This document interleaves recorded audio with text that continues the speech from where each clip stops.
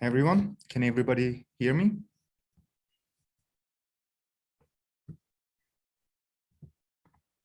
We can hear you. Okay, so let's start. So welcome everyone to Cadence 2021 Open Source Meetup. Today we are going to go through current state of Cadence, what cool features are coming, and some of the use cases. So this specific presentation is about introduction and the status updates, and we will also share about the agenda and the logistics of this meetup. So I'm Ender Demirkaya, one of the tech leads of the team, along with Emrah Şeker. He will present sometime during this meetup too. And let's start. Agenda. So this presentation is the introduction. We will talk about some customer showcases. We will go through Postmates Uber migration after Postmates was acquired by Uber. We will go through how HashiCorp leverages Cadence in their use cases. We will see how Coinbase use Cadence for their use cases and for their scale. And we will see how Instaclustr is planning to provide Cadence as one of their solutions. Then we will go through feature area deep dives. We will talk about gRPC and TLS support, graceful domain failovers, workflow shadowing to detect breaking changes in the new workflow versions. We'll talk about building a better Cadence UI, and then we will talk about community-driven efforts. Then Emrah is going to present what is next for Cadence with the new features and new focus about the near future. Then at the end, we will have a separate Q&A session and we will wrap up the meetup. So before going into the introduction, let's talk about the logistics a little bit. So if you want to ask any question, please use Zoom's Q&A button for real-time questions. And as I mentioned, there will be a separate Q&A session at the end. But please avoid raising your hand because presenter won't be able to see that you are raising hand, and we won't have live person-to-person questions during this meetup. So if you want to access this video later, this recording later, this event is recorded and it will be shared later. And how to follow up? If you want to follow up about this meetup or about any topic for Cadence, feel free to come to our discussion board and post any questions or any recommendations you have. So let's start talking about Cadence. We have a lot of users joining today all over the world. Some I know from Australia, from UK, different parts of Europe and in the US. But I also know that some users don't know what Cadence is and why it matters, why people should use Cadence. So let's make a quick introduction about Cadence. So in one sentence, Cadence is a fault-tolerant stateful coding platform. If I explain, let's say there's a customer who has a stateful multi-step business logic, probably with high throughput, maybe it is long running.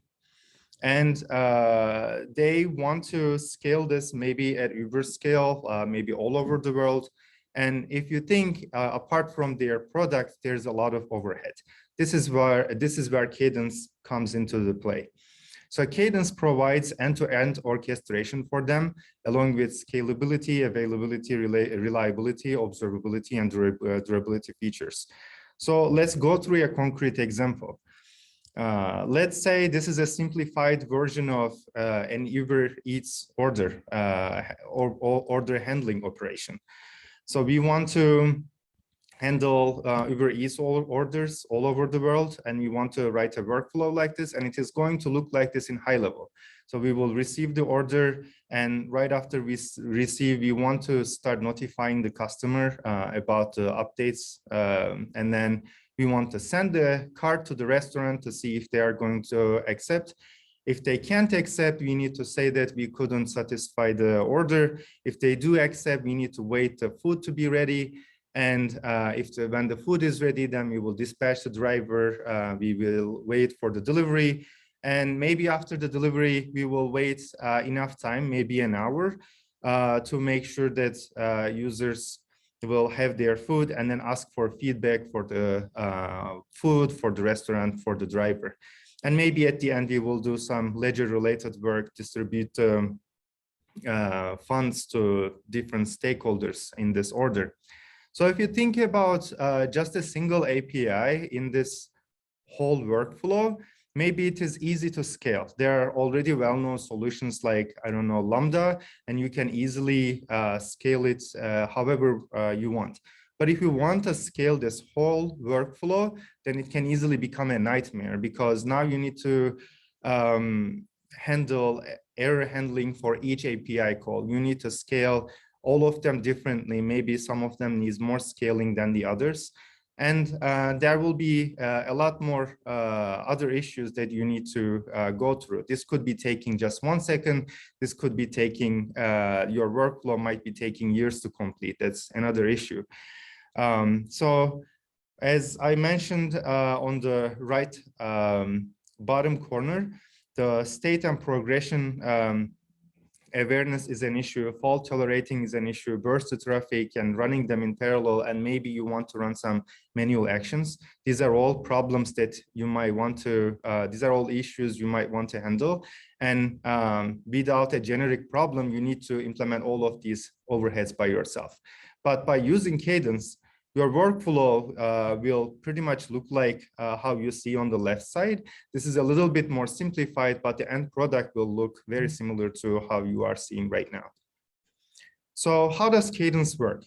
So Cadence has four critical components. One of them is the Cadence server. You don't need to do much there. You need to deploy the most recent version of Cadence and get your servers up.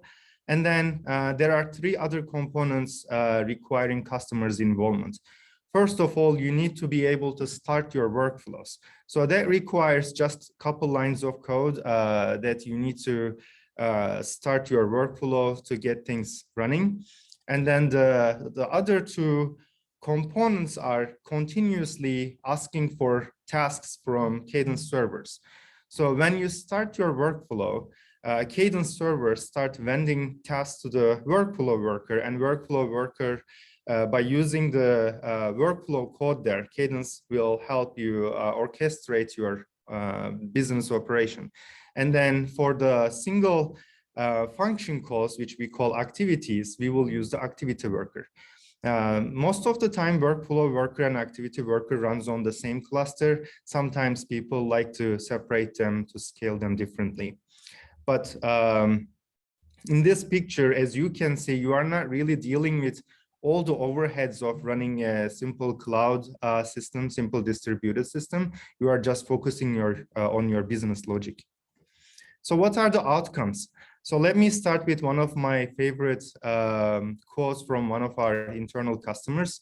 They said after they switched to Cadence, their code base shrank 40%, and that's a huge improvement. And along with those, their engineers were able to focus more on the product instead of the overheads, and they produce more with the same amount of time. So if I categorize them, you first start orchestrating your workflows much easier. So overall, operations become much simpler, and then you gain engineering efficiency, as I mentioned.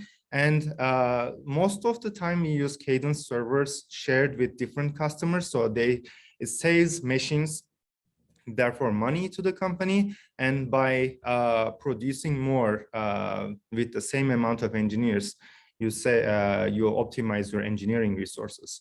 And obvious other category is scaling. So we provide high reliability, high scalability. We help on task queuing, and we are a stateful service. We persist your state until your workflows are done. And then, of course, you want to operate on your operations. So we provide a lot of observability features. We have built-in metrics that you can use. They are ready to use. And we provide some admin operations through CLI, through the Cadence Web. And we have some testability features, which we have a presentation about later to understand when you change something in your workflow, if it is going to break, something or not, by using the historical workflows. So how does Cadence look like at Uber? So we have around 600 domains, where each domain is like a different use case. We run more than 6 billion workflows a month, around 250K events per second. And with all of these, we provide 3 nines of availability. So if I categorize some of those use cases, we have long-running features like background checks for drivers, onboarding incentives, subscriptions, storage provisioning for internal clusters. We have synchronous interactions like eats orders. We have customer support running on Cadence, marketplace, Postmates migration, and microservices orchestration. We have some finance operations running on top of Cadence, cluster management and service deployments. And we have some batch processing jobs like monthly reports and statements, and we do data aggregations using Cadence. And apart from those, we have distributed, cron, and many more that I couldn't fit here. So roadmap, there will be a separate presentation about it, but I wanted to give a little bit of hint ahead of time. So in the near future, we are going to focus on expanding new use cases. We will try to make acquiring Cadence as easy as possible. So we will focus on ease of use. We will try to add more operability features to help our users to operate on Cadence easier. And we will similarly add more observability features so you can understand how your business is doing and gain more insight. So some of these new features are workflow event notifications. If you want to subscribe to workflow status, we will have adaptive concurrency management. We will have managed Cadence workers. So we are moving even the worker clusters to a Cadence side, and we will have event streams for extensions like analytics. We will refresh our SDK, and we will improve our UI and documentation. So after this, if you wanted to try Cadence and if you decided to use Cadence, first thing I would recommend is to visit our website. All the resources you need is already there. If you want to check our code base, here are the references to our server, Go SDK and samples, Java SDK and samples, and you can go and see the code base. I also put some screenshots to some of the other surfaces of Cadence. You can see the Cadence web on the right top of the screen. And on the bottom, we have the rich CLI that we are offering. And we have, as I mentioned, some built-in metrics that you can use. We are already emitting them. If you have an infra to visualize those metrics, it will look like this, and they will all be ready to go. So this is all from my side. I will check the questions you guys asked in the Q&A, and there will be more Q&A at the end of this meetup. Thank you.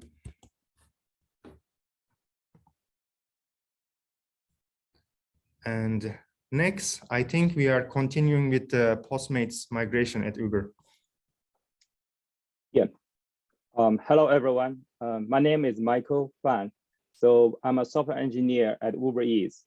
So basically, I'm working on the backend services and platforms and managing merchants and restaurant partners, entities, and metadata. And at the same time, improving customer shopping experience on Uber Eats app. So today, I'm going to give a brief talk about how we successfully migrated Postmates customers, that's tens of millions of them, onto the Uber Eats. So some background about the project. So Uber bought Postmates in December 2020. And now we have 2 Eats apps and systems in different data centers. So we would like to keep the Postmates brand name for mobile apps and also the websites. However, we want to merge them into one. So to reduce the maintenance and engineering overhead, and also focusing on improving the customer experience. So we started the project at the beginning of 2021. And we're planning to have this finished within 6 months. So we have a reskinned mobile app for Postmates and basically replace the Postmates legacy app using Uber Eats app for both iOS and Android. So to make this happen, we need migrating all of those Postmates platform users, including couriers, eaters, merchants, and Uber Eats.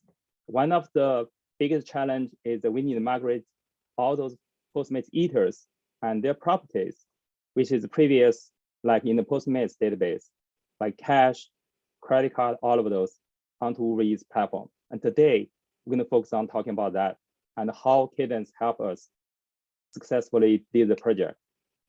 And after all is done, we're going to deprecate Postmates tech stack for both front end and back end and shut down the data centers. So this one shows actually when the Postmates customers actually upgrade their app. So they will actually start migrating Uber Eats and what happened. And then with the login, actually, if the Postmates customer is not on Uber Eats yet, they will receive a welcome screen. And also there's something like to sign the consent, like click check on the terms and privacy. And once they click on next, they will continue their like usual shopping experience, browsing the stores on the Postmates app, which now have the same UI, the same as Uber Eats. And at the same time, this real-time migration happens. So in the next slides, I'm going to talk about what's really happened on the backend. So when the Postmates customers actually log in, so they will experience slightly different actual login experience. So if the Postmates customer is not already on the Uber Eats, they will present another login. Not login, it's confirm with like two-step confirmations with like a text message also. And then once they confirm that one, they actually log into the Uber Eats app.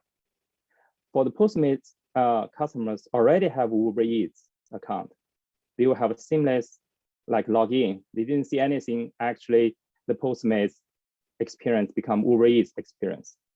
When both of them are logged in, so there will have two critical data passed along through the Kafka onto the backend. There's Uber Eats ID and Postmates ID. On the backend, so we actually developed like migration orchestrator, which is implemented using Cadence workflows. It will kick off this workflow, which is have 4 critical activities, and doing the same time, migrating Postmates credit card information onto Uber Eats, and also get Postmates cash onto Uber Eats. The third one will be a subscription membership information, and also a critical communication preference.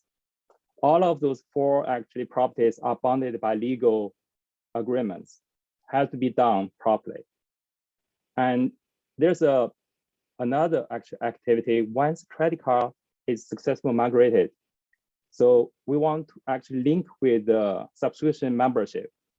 What happened? We want to automatically renew those memberships. If they have Postmates memberships, they will become Uber Eats memberships. And there's one thing didn't show up here. Basically, once it's done, we want to lock up customer account on Postmates side to prevent double spending. So all of this happening at the same time while the customer shopping on the Uber Eats app. So there's a hard deadline. Basically, based on our study on the previous customer experience. So we will see like usually people are actually spending like more than 30 seconds before they go to checkout. So all of this migration will be done actually within 8 to 30 seconds. That's our goal, because we want to give a smooth experience. When customers go to the checkout page, they will be able to use those newly migrated properties on Uber Eats app. You don't feel any pain or anything like because of migration, because it's Postmates Eater real-time migration. So actually, there's 4 major points how Cadence helped us successfully migrated this onto the Uber Eats. So the Cadence provide high availability with first-class fault tolerance. And we were able to successfully migrating these 5 mission critical flows across like 8 Uber services, and achieved like over the past 6+ months, achieved 99.99 availability, and with average like 3-second end-to-end delays. And we successfully migrated like tens of millions of Postmates customers successfully onto the Uber Eats.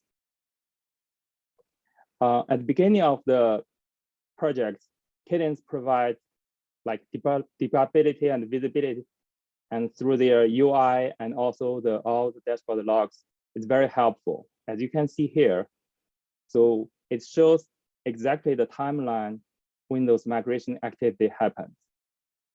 The first, when lock the account, when the migration started, we do the 4 critical migrations at the same time. Once it's done, we link the payment profile, credit card information into the membership, make sure they can renew. And then in the 4th timeline, we lock the account to prevent the customer from double spending. And the last one, actually, we write all the migration status onto the offline table for troubleshooting and analytics. Cadence also provide critical, the guaranteed eventual consistency. This is critical because all those, like I said, the migrations for cash, credit cards, memberships, it's very critical. It's very critical to, it's all funded by legal agreements. So it have to be a reliable and timely manner. So this one actually, Cadence provide this, you know, during the past months, when migrating tens of millions customers, it's a lot of like cross data center incident happens, the outage happens, and Cadence actually helps a lot. Due to this, we have a successful retries when it happens, and also have the rollback if the migration failed. This one actually, Cadence provides very good built-in dashboard and alerts. It helps a lot when we actually roll out in the later stage of the project. We're able to identify and immediately know what's going on. There's any regressions during new features went out. And Cadence provides those detailed like information about decision, activity workers, pullers, all those behaviors, latencies. Yeah, that's one I want to conclude that. I will thank you, Cadence team, for the quality work and dedication, keeping up improving Cadence. I enjoyed working with the Cadence team and looking forward for the future project.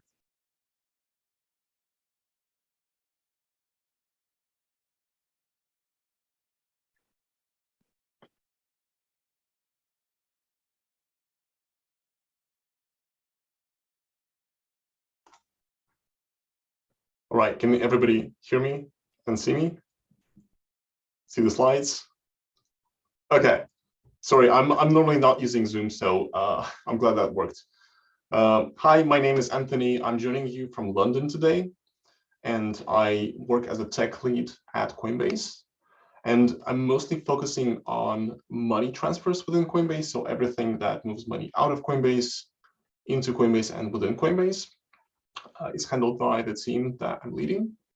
And today I'm going to share our journey of picking, adopting, and scaling Cadence at Coinbase. So financial transactions at Coinbase. Coinbase is the most trusted cryptocurrency exchange in the world, and we don't take this promise lightly. We always ensure that our customers are whole whenever it comes to processing their financial transactions.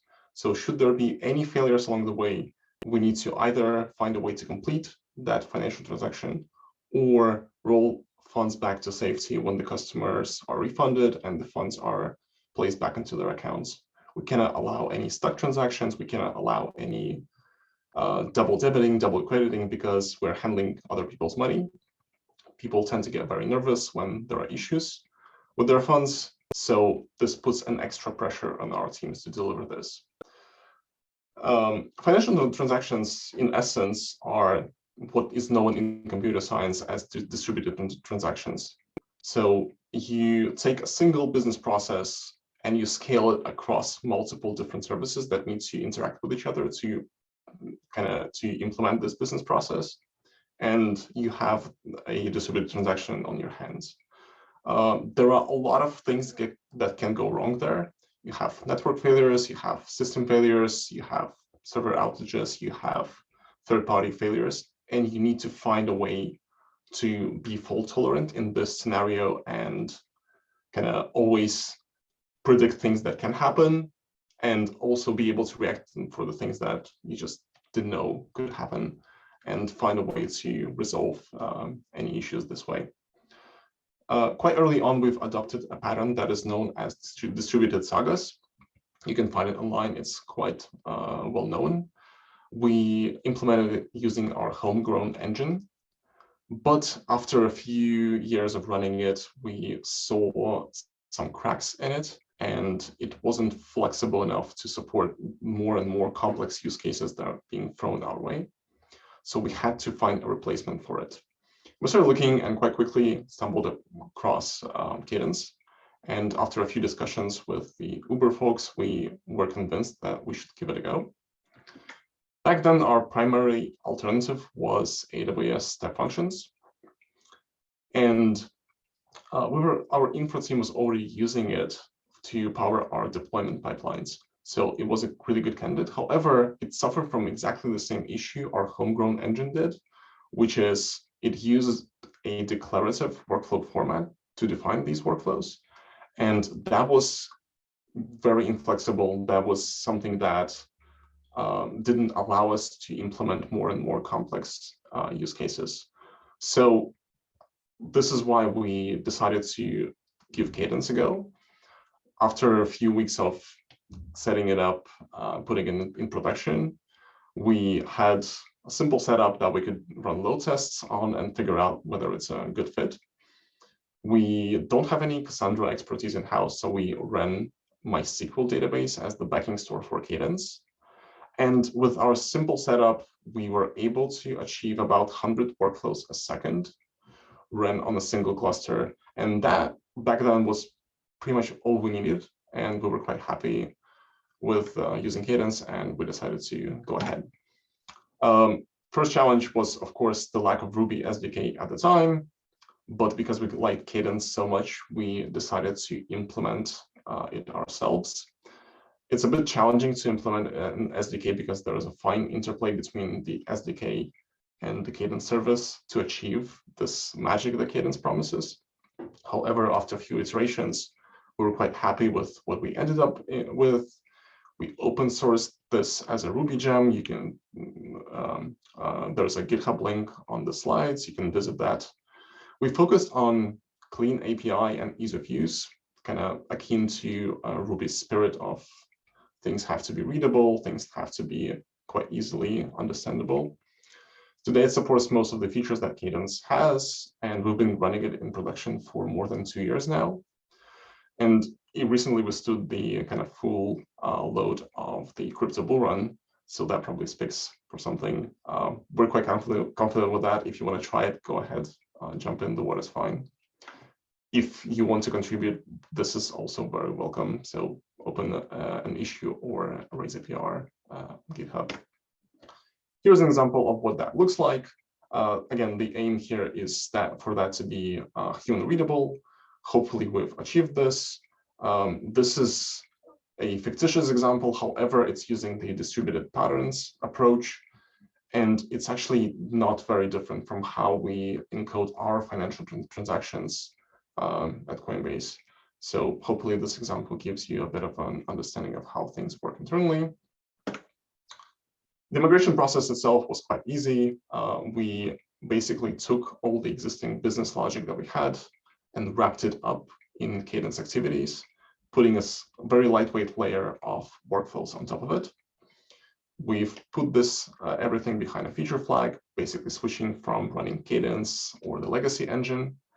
And after we were happy with the outcome, we were able to progressively crank it up to 100% and never went back. We shared this use case across the whole company and got quite a lot of interest from other teams willing to try Cadence for their own use cases. So at the time, we decided to go with the vertical ownership model of Cadence clusters, partly due to the resources constraint. We were struggling to get kind of enough people. This gave us a really good isolation. So basically, in this model, every team would own everything from their service to the Cadence cluster that supports their use case. And for every new use case, we would add another Cadence cluster. The isolation was a really good benefit from this arrangement. If something went wrong on one cluster, that wouldn't affect the others. And that was quite beneficial for us because we were just ramping up on the operational expertise. In order to support teams that were running Cadence clusters, we've established the Cadence Council, basically a group of people who are knowledgeable about Cadence, and we would be able to answer any questions they might have and give them guidance on how things should be working. This is the diagram of the vertical ownership model that we went with. Basically, each team owns the full vertical. Came 2020, and with that came a massive increase in production traffic for us, hitting all of our servers, not excluding the financial transactions. And we had to go from the initial 100 workflows a second that we kind of budgeted for to about 1,000 workflows a second. And that was quite challenging. The vertical ownership model kind of gave us some initial time because we didn't have to handle the sum of all the use cases on a single cluster. That was naturally partitioned across all the different clusters the teams were running. However, we had quite noisy clusters, and the first thing that we did, of course, we maxed out our database. We put whatever AWS could offer us, which was 24x large RDS monster. That got us to about 300 workflows a second, which was a far cry from 1,000 that we were targeting. So we knew we had to do something extra. At the time, Cadence did not support multiple SQL databases within one cluster. It supports it today. But because it didn't support it back then and we didn't have a lot of time, we essentially came up with a solution to do client-side sharding. So on the client, where you would normally talk with one Cadence cluster, you would make the client aware that there are multiple Cadence clusters forming a supercluster, so to speak. And based on the workflow ID, you would route requests to one or the other.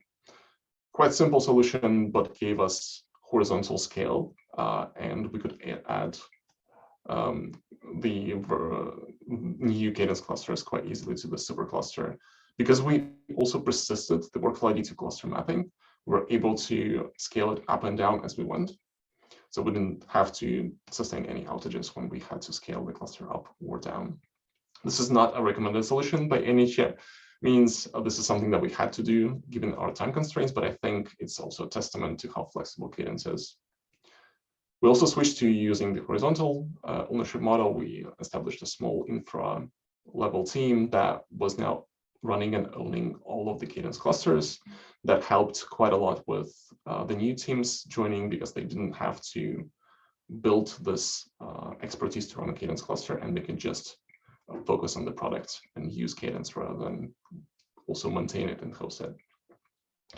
As one of the future steps, we're looking at implementing MongoDB driver because we have quite a lot of expertise with that. And hopefully with the Uber's help, we'll be able to do that shortly and leverage this. This is the diagram of how client-side sharding worked for us. So you can see that basically we're just proxying between multiple Cadence clusters. There are a couple of things I wanted to emphasize kind of throughout this process. Hopefully it will help you to go through the same process as well and not make some mistakes that we did. Start with this champion use case. That is how I prefer to do things. You just essentially find the use case that would benefit from Cadence the most.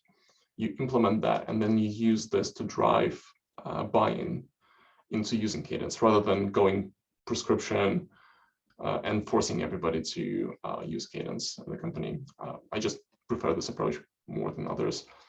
Really focus on understanding configuration and monitoring of Cadence. This is not trivial, and this is quite crucial to make sure that things don't get wrong. There are quite a lot of subtle signs that might show that your cluster is not healthy, and being able to spot them will prevent quite a lot of system outages. Also, there was quite a lot of rope for engineers to hang themselves by running workflows. You have to make sure things are deterministic, timeouts are not trivial. Introducing breaking changes is also quite, can be challenging. Our solution to that was basically a very diligent PR review process where people who know this stuff would advise others on how to construct workflows, and basically publishing dev guidelines and holding sessions. Also, scale can come at any point. Make sure to think about your scaling strategy up front. This is it from me. I know it was a bit rushed, but if you have any questions about Ruby SDK or how Coinbase uses Cadence, feel free to reach me on Twitter, GitHub. Here's the link to the Ruby SDK. Feel free to try it. And you can also find me on Cadence's Slack as Anthony, and there's a dedicated channel for Ruby SDK. Thanks, everybody. Thanks, Uber, for hosting me. And I think next one, we got Alex from HashiCorp.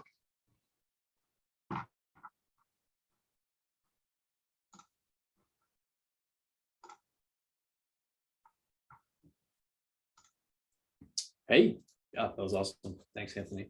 I'm Alex, and I work at HashiCorp.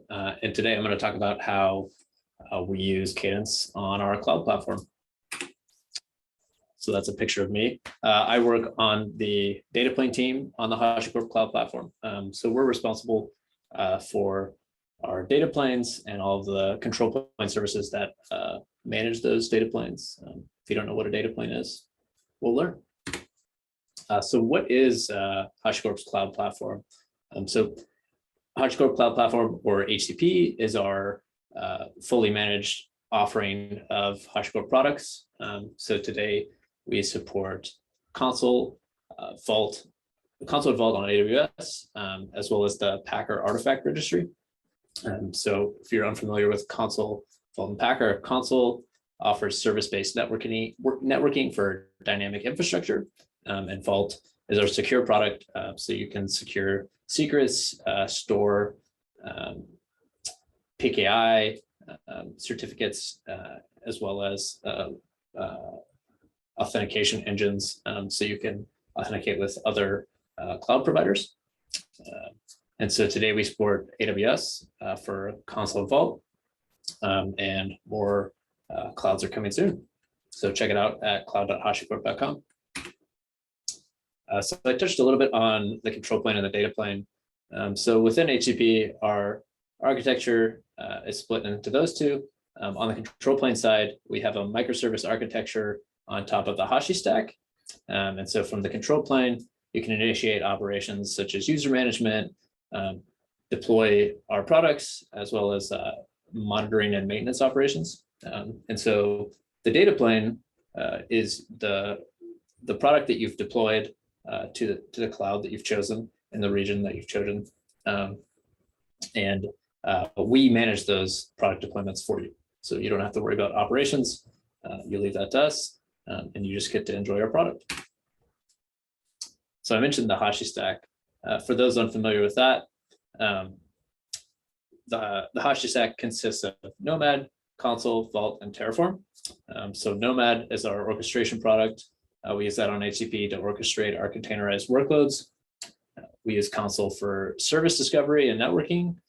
We use Vault heavily for secrets, KV, PKI, transit encryption, as well as accessing other clouds.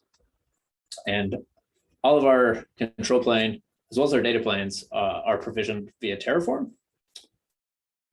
And we also heavily leverage the integrations between our products. My favorite is the Nomad Vault integration, where you can inject secrets into your Nomad jobs. It's amazing. So this is a Cadence Meetup. How do we use Cadence?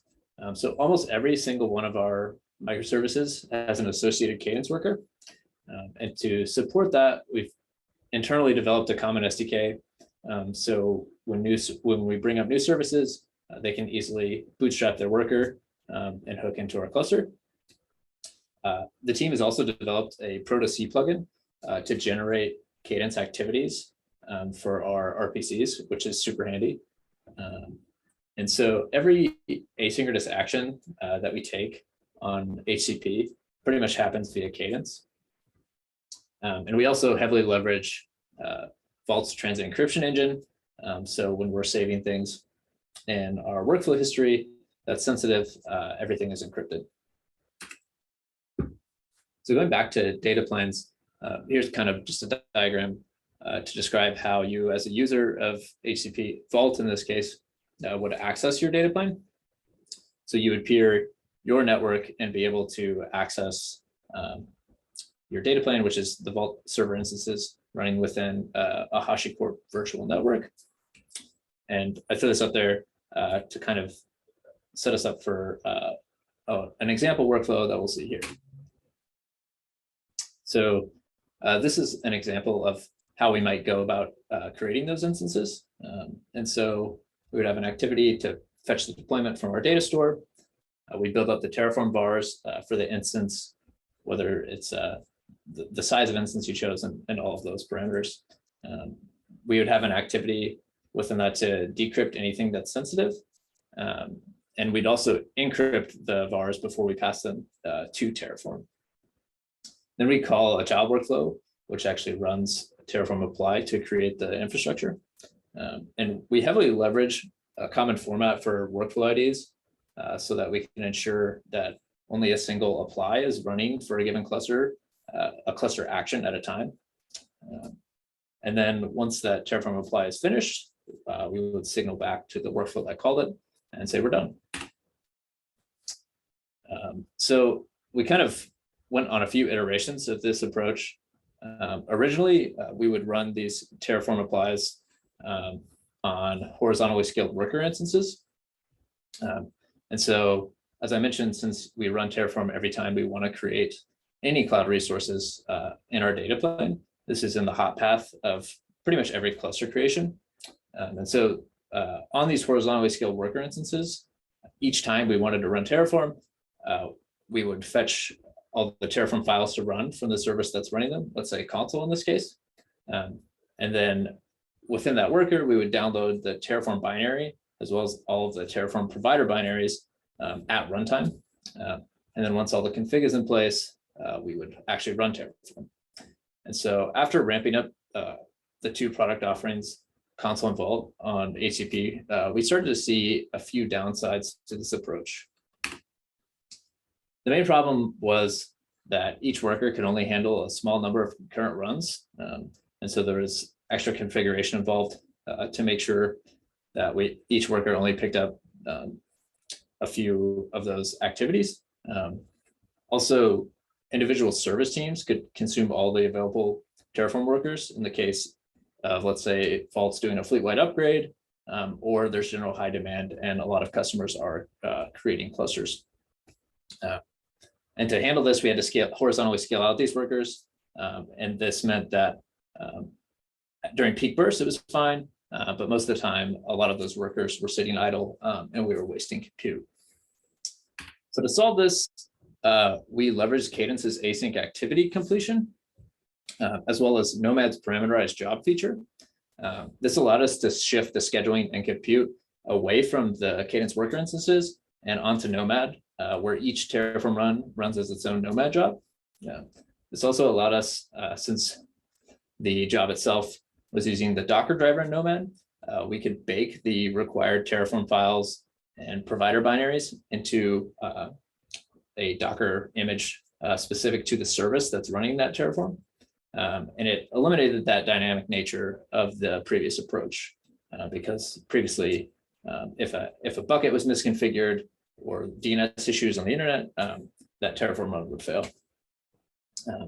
With this approach, we also added rate limiting as well as priority-based jobs, so we can control the throughput of how many jobs we're dispatching, and the mission critical runs can be scheduled ahead of the latency agnostic background runs.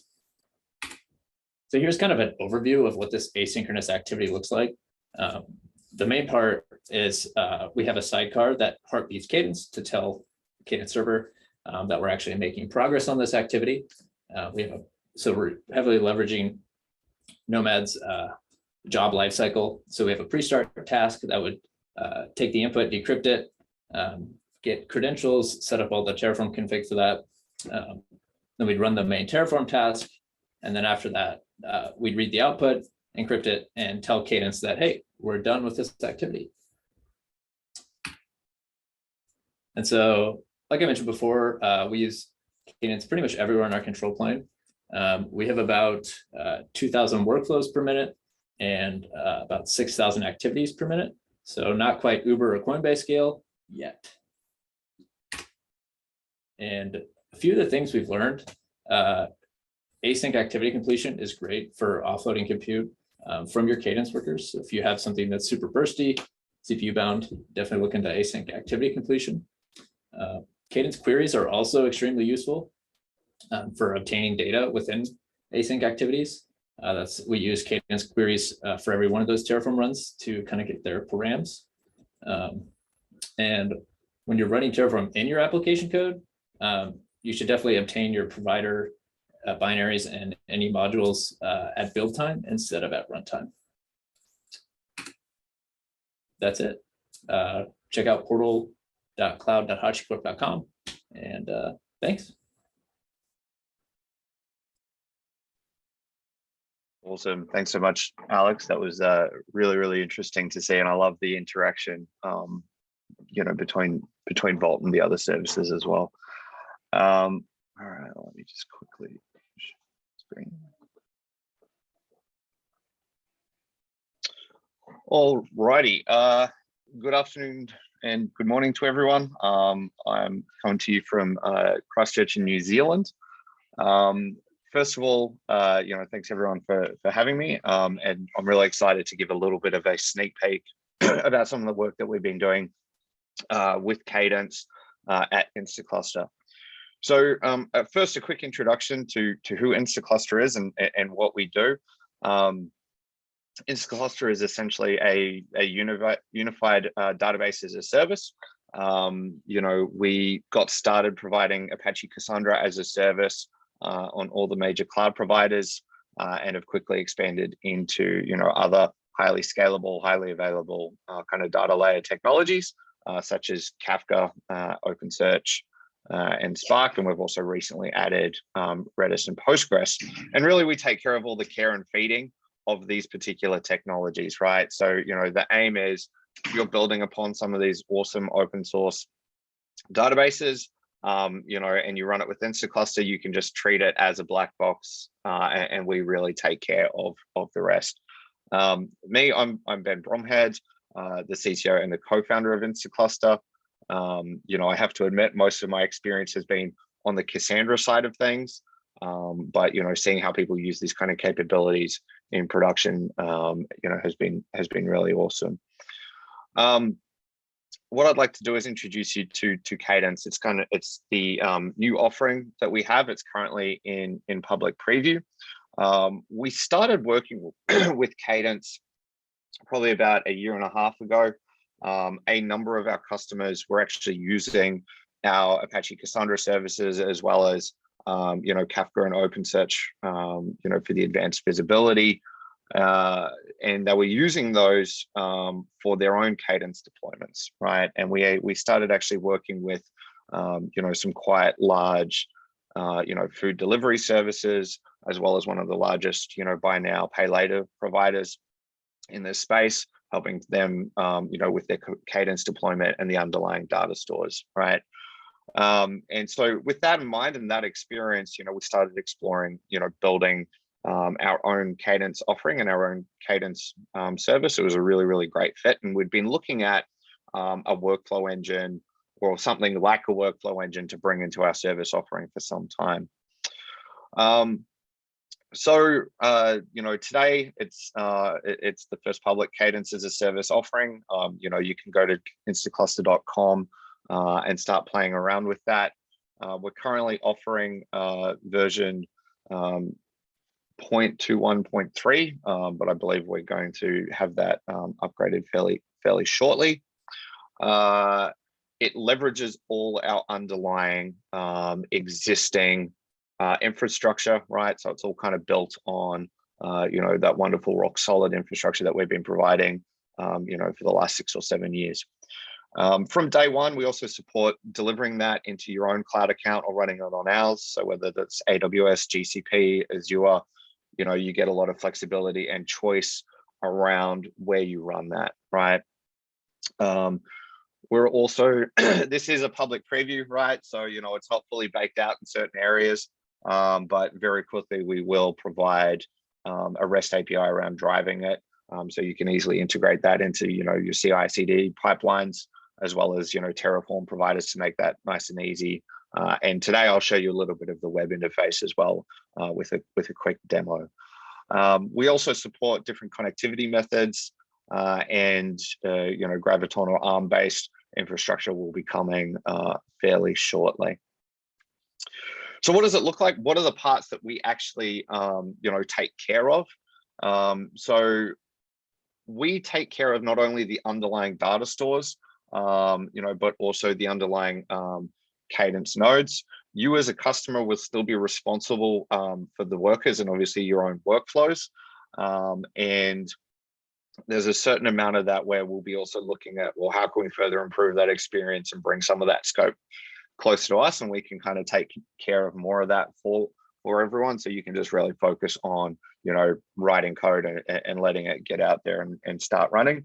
But I'm sure, as you've seen through a number of these previous examples and use case studies from all the other wonderful folk on this meetup, is, it's really great to have a lot of control over how you handle and schedule and build your workers, to best suit your particular workload.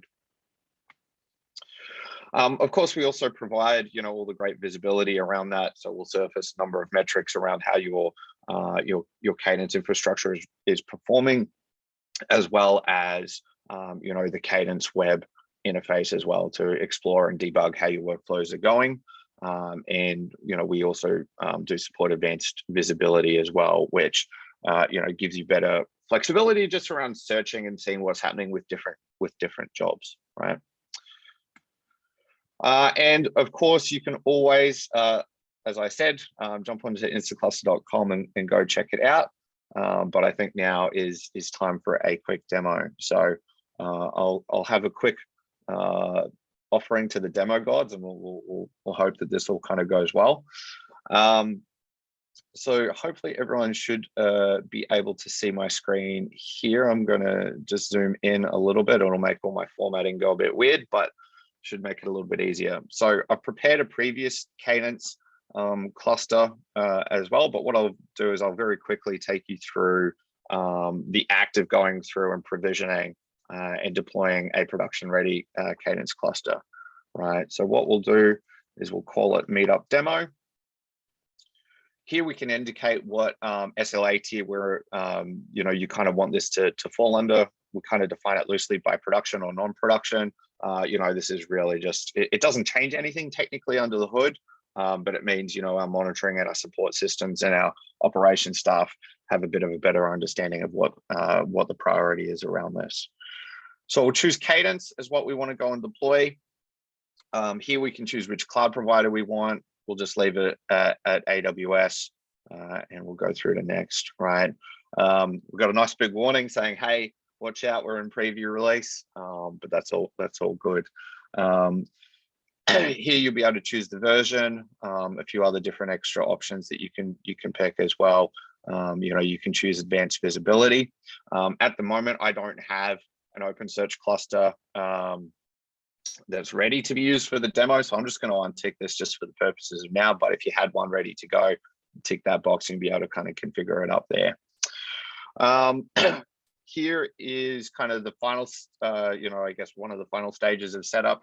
You can choose a existing Cassandra cluster, so it automatically finds one, and we can kind of go off like that. So we'll choose Cas Demo 1, and then we can also choose, where we provision that, right, in terms of network infrastructure. So a lot of flexibility around where you do it, and we can kind of go from there. Last stage is just to choose which region you want it in. You can play around with, networking so you don't have any clashes on the VPC peering side. We also have support out of the box for volume-based encryption as well, which is supported by AWS or whatever cloud provider you choose. So there's a bit of flexibility around how you protect data as well. We'll hit the next button. Off we go, and we'll start deploying that, right? Now, the fun part about this is, of course, AWS takes a little bit of time to give us all the infrastructure under the hood. So what I'm going to do is we're going to jump through into one that I prepared earlier. So some of the first things that we kind of will surface, again, at the moment for the public preview, some of the metrics are a little bit limited, right? So we're largely just showing CPU usage and disk usage, and then showing that based on, the different roles that you've got within the different parts of the infrastructure that's been deployed. But again, we'll look to surface, a number of decisions, complete workflows, all that kind of fun stuff. Here we can see the deployed infrastructure that we've got. We can see the various roles that each one of these nodes in the Cadence cluster has. We've got the Cadence web worker is there, so we co-deploy that as well. It's a pretty lightweight task, to be honest. But in the future, we'll always have the option to start to spread out and segregate some of those roles if needed. Again, all of this I won't go through in like super detail too much. The more important one is the connection info. So this is how you actually connect to your Cadence cluster. Some of you might have noticed when we provisioned the Cadence cluster, going through that setup steps, you've got the ability to either deploy it with public IPs or without. In this particular case, I've deployed it with public IP, so it's going to make driving the demo from my laptop at home here a little bit easier, right? And then also what we do is just to help people get started is we provide a bunch of pre-filled, customized examples that work just straight out of the box, with your particular cluster, right? So we pre-generate a whole bunch of the commands that you can use just to kind of get started. The one that I will be taking you through today is just a very quick example workflow, done using the Python SDK. So what I will do here is jump through to my terminal, and let's have a quick look at that.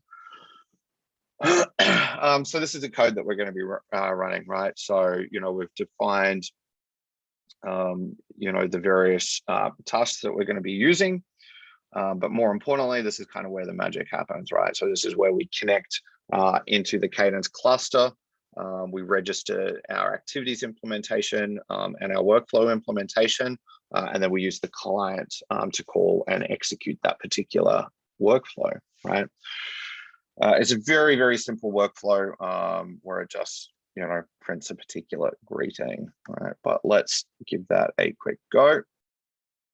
And there we go. It's connected, runs the workflow, off we go, say hello world, and we're all done there. And so let's jump through back and have a look at our Cadence web interface. And we should be able to actually see what's going on here. I might have to refresh that.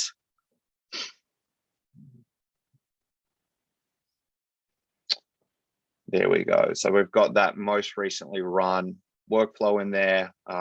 We can use this to see how it went, the result, the status, the start time, close time.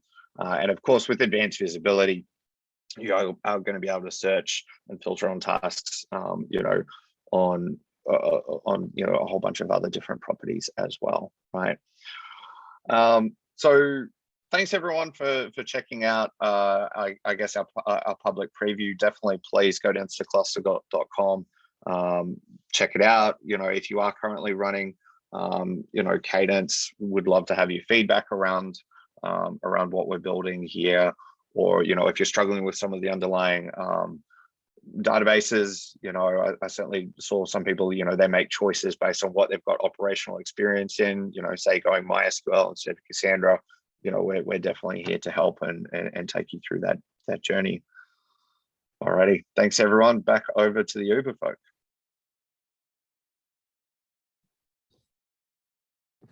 Okay, thanks, Ben.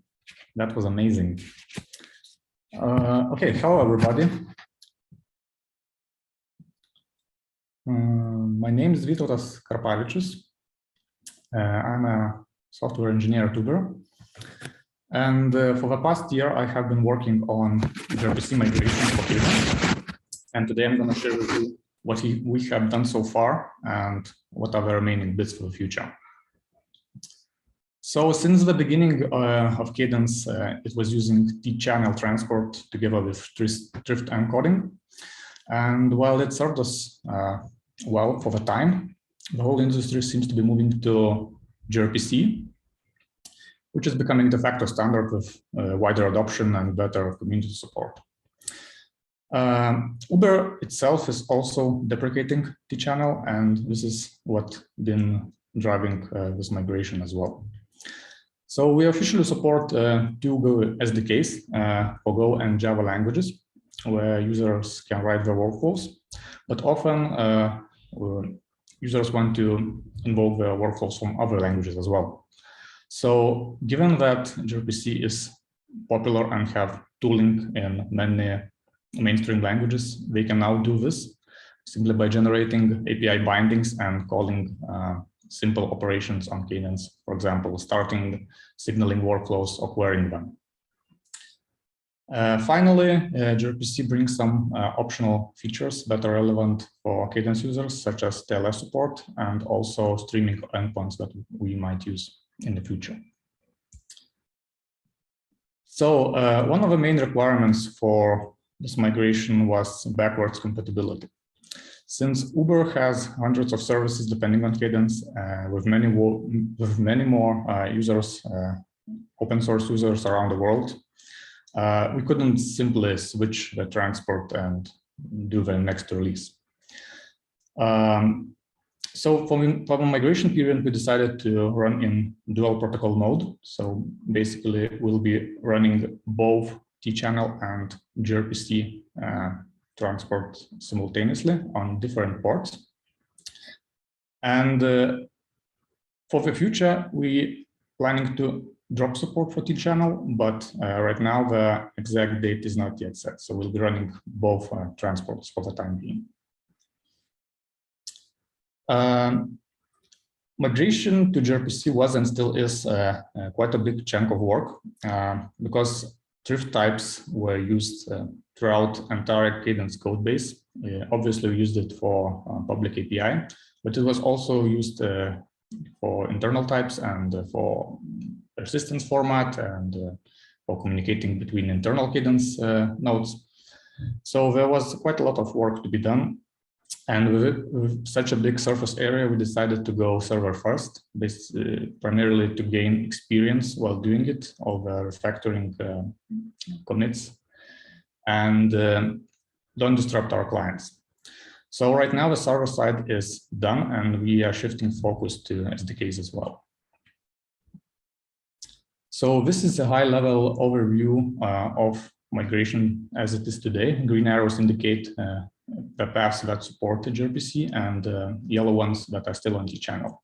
So number one is a front end that exposes to interface that it can accept inbound connections to T-channel and gRPC. Number two is our cluster, Cadence cluster, and communications within a cluster. So both T-channel and gRPC supported, and gRPC can be enabled via dynamic conflict flag. Number three is communication with another cluster if you have clusters deployed in multiple data centers. Here again, gRPC is already supported. Moving on to Cadence clients, we started working with Go SDK at first because it's more popular at Uber. So problematic thing with Go SDK is that it was created such a way that it exposes drift data types via its public API, meaning that we cannot change it without breaking changes.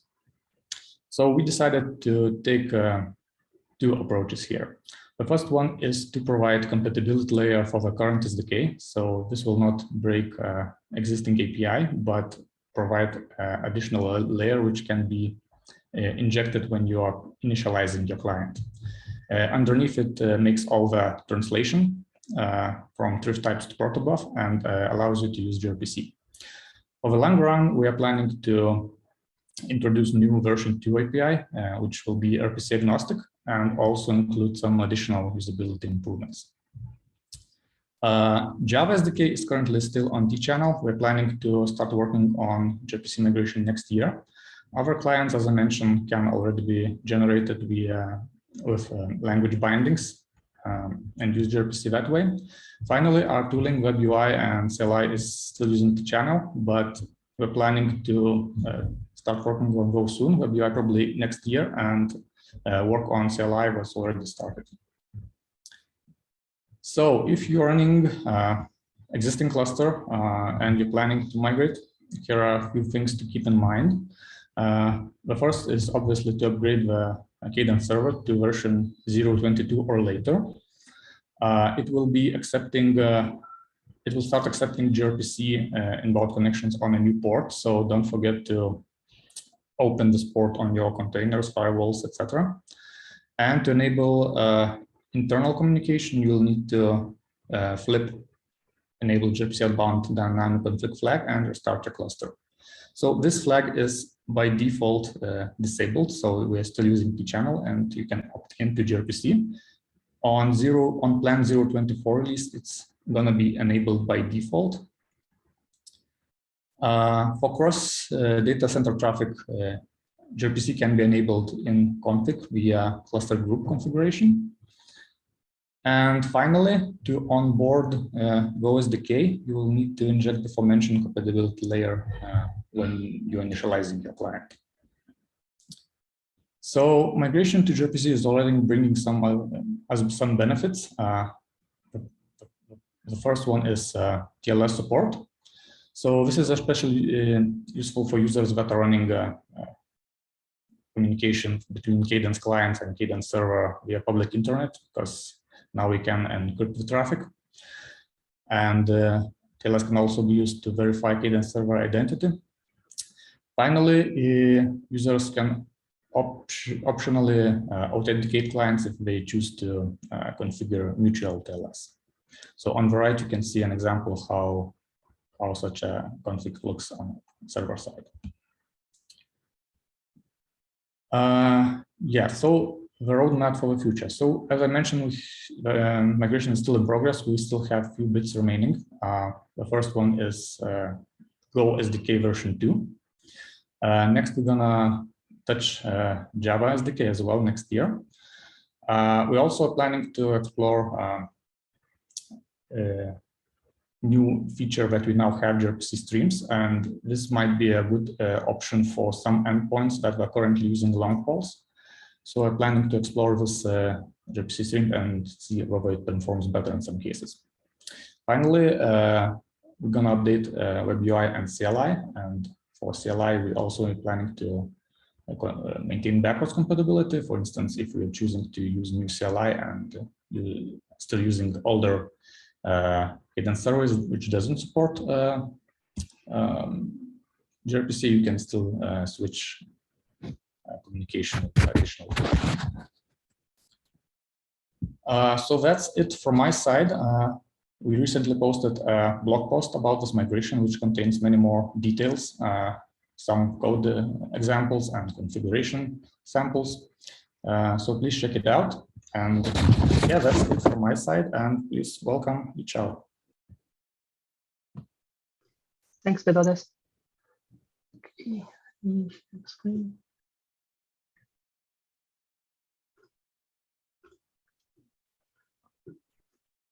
Okay, hi everyone. My name is Lichao Yang. I'm the software engineer from Uber Cadence team, and I will present a newly released feature this year called workflow shadowing. This feature is for detecting breaking changes in early stages of the development cycle. So before diving into the problem, let's first understand how Cadence works and what breaking change means in Cadence world. So we all know that Cadence is a fault-tolerant code platform, and that's achieved through event source. So to better understand it, let's go through this simple example. Consider there's a very simple driver onboarding workflow, and we want to gather some documents from the applicant and then run a background check and then return the result. As the workflow runs, the following workflow history will be generated and records the result of each step in this workflow. If your machine or your worker dies within this workflow, the history combined with the workflow code can be used to rebuild the workflow state, and the progress can be resumed from the middle of the workflow instead of running the whole workflow from the very beginning. And we call this rebuild and process workflow replay. What if we want to build a new feature that requires an extra workflow step? For example, in this case, we want to manually confirm the gathered docs before running the background check step. For normal code, we can just add an extra line of code, but it won't work for Cadence. This is because during workflow replay, Cadence will find that the history, which says the background check activity no longer matches the new validation activity. So the Cadence cannot review the workflow state anymore. And we call this kind of change breaking changes or indeterminate changes. And whenever it happens, the workflow execution will either get blocked or get terminated based on a policy you specified when starting this workflow. So in this simple case, adding activity is relatively easy to catch during code review or peer reviews, but there are more subtle cases, for example, like accidentally making an RPC call or trying to iterate through a map in the workflow code. Those operations are also deterministic and it's harder to catch during a code review. So Cadence does provide a get version API for making such breaking changes. However, it requires the workflow author to first have deeper understanding of Cadence in order to tell if this change is actually breaking or not, and then call this API. So instead of relying on the user to discover that, we want to help our customer to automatically detect such breaking changes before the code rolled out in production and cause incidents. Why this is an important problem? We did an internal survey, and almost 100% of the important customers in our inside Uber indicate that they have encountered such indeterminate cases in production, and it has caused more than 6 critical incidents in the past year. The reason behind those two numbers are actually simple to understand. First, it's very hard for our user to tell when this get version API is needed. We've got like more than 20 internal Stack Overflow questions regarding that, and we also got those questions from time to time in our internal support channels. Second, once this issue happens in production, it's very hard to mitigate. Simply rolling back the deployment will actually make the situation worse, because workflow history generated by the new workflow code after rollback will again be incompatible with the previous workflow definition. So rollback will only make things worse. So how do we solve this problem? Our philosophy for solving it is to help our customer increase their confidence level that there's no breaking changes as the code moves closer to the production environment. Remember that non-deterministic error happens when history no longer matches the workflow code during replay. And if we think about it, theoretically, we already have everything we need to tell whether or not it's breaking. So Cadence Server stores workflow history and workflow code. The definition is on your laptop. Our client library, both Go and Java, also provides a component for running the replay process and report any non-determinism. So customer can download some histories from Cadence Server and then simply write a unit test using this replay component and tell whether or not there's breaking changes. However, this downloading process is a manual process is very time consuming. So the natural next step is to automate this process. And to achieve that, we implement a new component called the workflow shadower to fetch workflow history from Cadence Server automatically based on a customer workflow query, and run replay tests on all of them. With that, our user can easily implement an integration test that checks for hundreds or tens or hundreds of workflows and make it the required step before their code is checked in. One step further, tests can still only check a small number of workflows, maybe hundreds or thousands. For very complex workflow logics that have many different code passes, some rare code passes may need a large number of workflows in order to be triggered. So this replay process may be long running, and our customer may want to replay a very large number of workflows in order to gain the confidence that there's no breaking changes. To achieve that, we also introduced a new workflow shadow mode for workers. Shadow mode is just like a never-ending integration test that is running on a server. user can deploy their new workflow code to a staging or pre-prod machine and set up that machine to run in the shadow mode and to keep replaying production workflows. If any non-deterministic workflow is found during the process, a metric will be emitted, and so that to notify users there's something wrong, and we can catch it and fix the code before the changes roll out to production. The shadowing process itself is implemented as a Cadence workflow, so there's no need to worry about host failures or restart during the long-running shadow process. And the whole shadow process can even be running for days.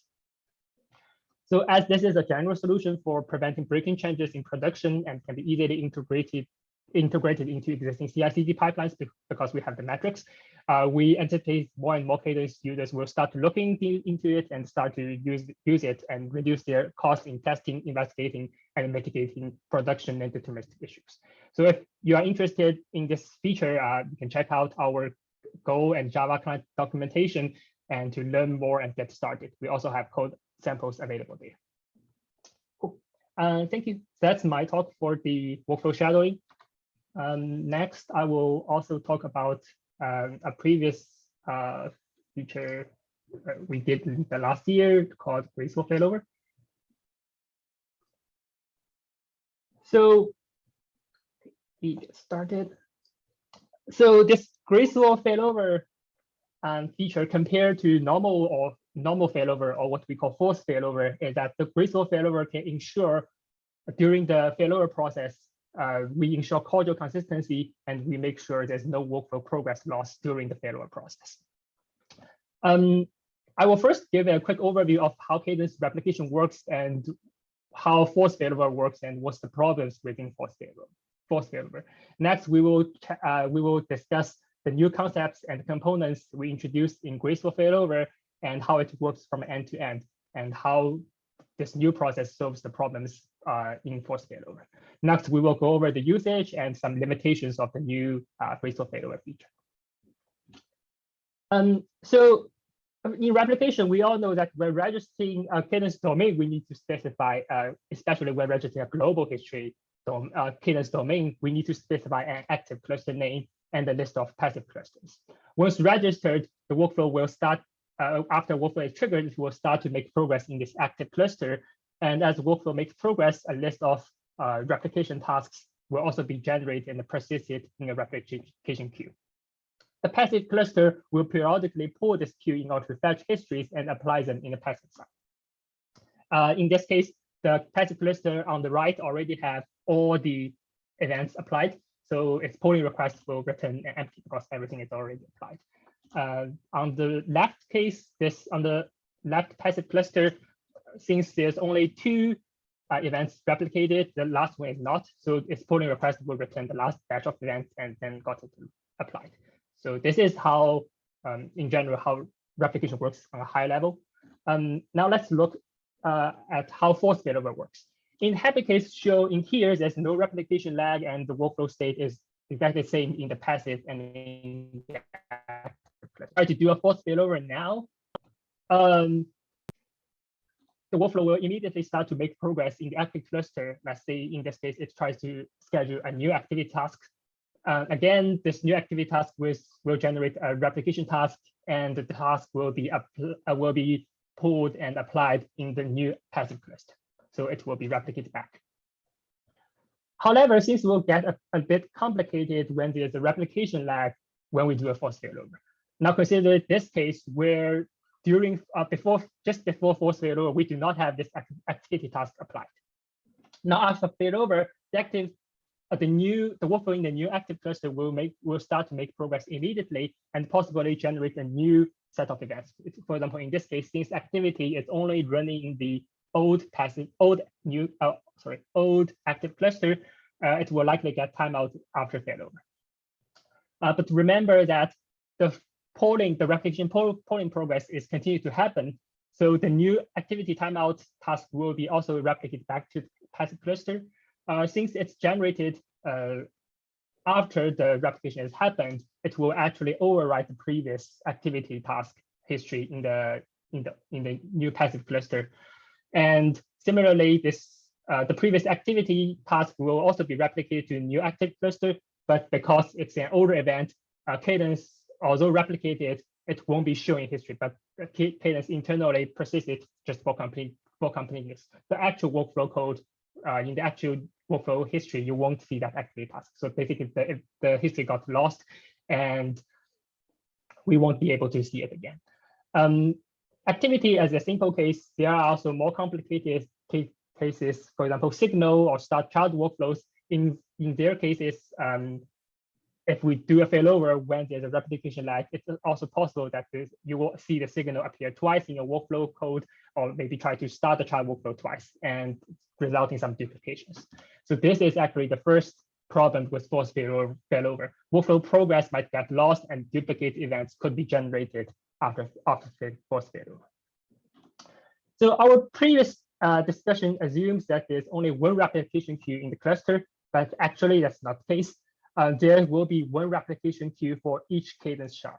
Here, shard simply means a partition of workflows, and the workflow will be randomly assigned to a shard for processing based on this workflow ID. The processing within each shard is totally independent of each other, and it also applies to replication, which basically means the replication speed can be very different for different shards. So in this case, let's say a parent workflow in shard X wants to start a child workflow in shard Y. In the active cluster, we can ensure that this child workflow is started only after the parent is started. However, it's not the case in the passive cluster. Due to a replication lag in shard X, we will actually see the child workflow before the parent is applied, is replicated to the passive cluster. Now, let's say if we want to do a forced failover right now, the child workflow, it will immediately start to make progress in the new passive cluster, in the new active cluster. And let's say this child workflow wants to signal parent to report some progress. However, in this case, the signal will fail because the parent doesn't even exist in shard X yet. So basically, in this case, we will see a very weird history in the new active cluster because we know the parent workflow must exist. However, the signal is failed. And after the replication got caught up, the history will be even harder to understand because we will see both the parent and the child, but the child still says it cannot signal the parent workflow. So this is the second problem of forced failover. Since there's no coordination among shards, it will lead to causality issues after this forced failover. So how Graceful Failover solves those two issues? First, to prevent lost progress, we introduced a new state called pending active state for domain. So instead of just jumping from passive to active for a domain, in this new pending active state, all processing for domain will be paused and wait for the replication to caught up. And to coordinate the progress among different shards in the old active cluster, after we mark the domain as passive, we will insert a special replication task called failover marker into all shards replication queue. Note that since the marker is inserted after the domain becomes passive, there will be no new replication task for that domain inserted into the replication queue. Now, in the the domain will be waiting in this new pending active state and waiting for all the failover markers to arrive. And we have a new component called failover coordinator to track whether or not the marker is received for each shard. Once all markers are received, it will change the domain state from pending active to active and unblock the workflow execution for that domain. But remember, since this is a replication progress between two clusters, it's very possible that one cluster becomes unavailable during this graceful failover process. If that's the case, then basically we will never receive all the markers for all the shards. So for all the graceful failover requests, there will be a timeout associated with it. If we cannot receive all the markers within that timeout, the domain will be forced to convert to this active state, and so that this domain won't be blocked forever in this pending active state. But this also means it will be using a forced failover and have all the problems I just discussed. And this timeout is tracked by a separate component called failover watcher. So this page describes the graceful failover process from end to end. It's the same as previous example. In this case, we still have the child workflow replicated first to the passive cluster, and to the parent is not replicated yet. Let's say now we want to trigger the graceful failover. First, the domain will turn from active to passive in the left cluster and from passive to penny-active in the right cluster. Then we will insert the failover markers into the passive cluster's failover queue, and the coordinator on the penny-active cluster will wait for those markers to receive. So once it validates that everything has been applied and marker has been received, it will turn from penny-active to active and unblock the workflow progress. And then the child can now signal the parent, and since the replication already caught up, the signal will succeed because parent does exist in the new active cluster. And then the Graceful Failover basically solve the issues we previously seen. So the usage of this new Graceful Failover is quite simple. It's basically the same command we use for false failover, and we only need to specify the failover type as graceful and specify the timeout in the number of seconds. In this case, I want to failover this domain using Graceful Failover with 5 minutes timeout.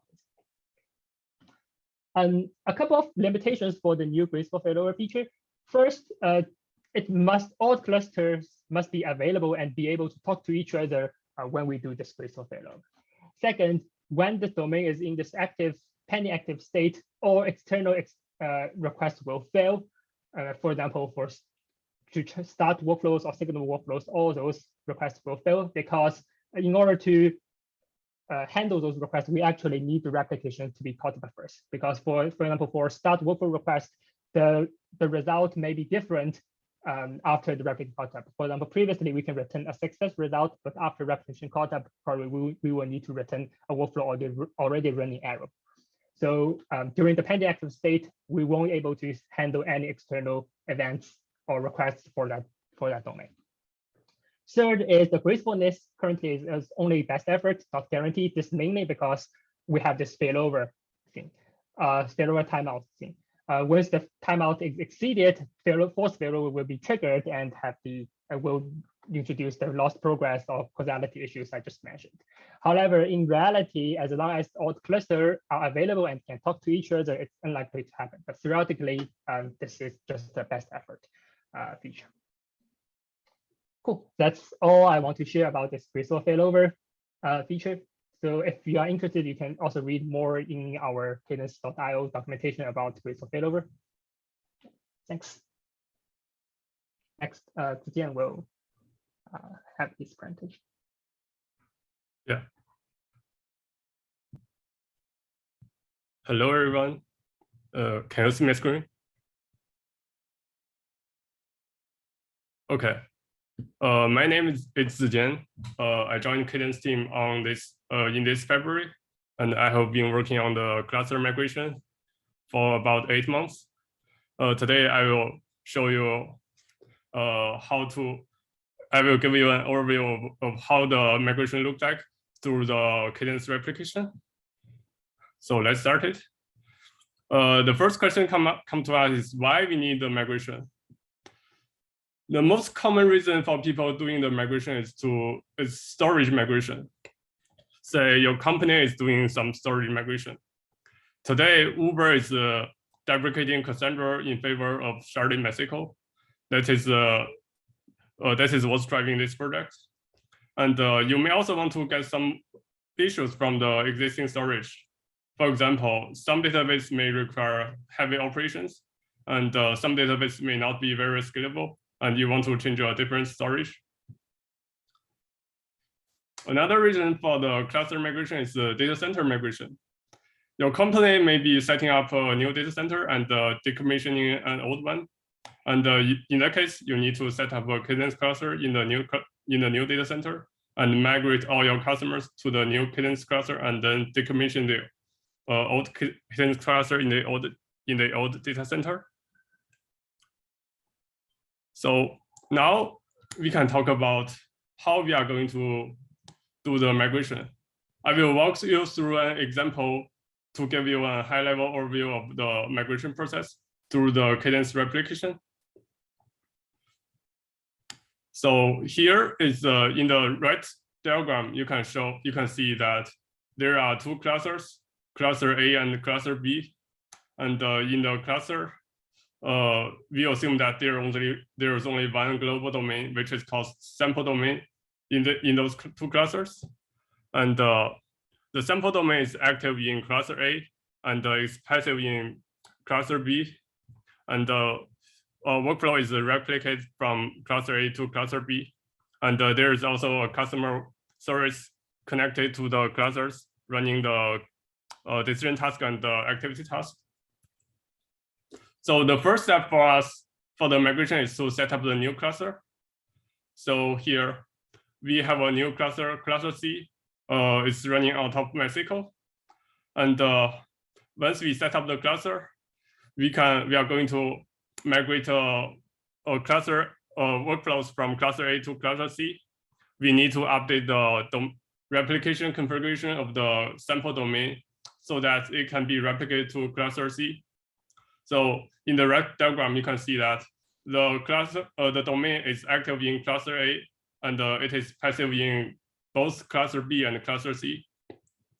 At this step, we still cannot deprecate cluster A because the sample domain is still active in cluster A, and it is making progress in cluster A.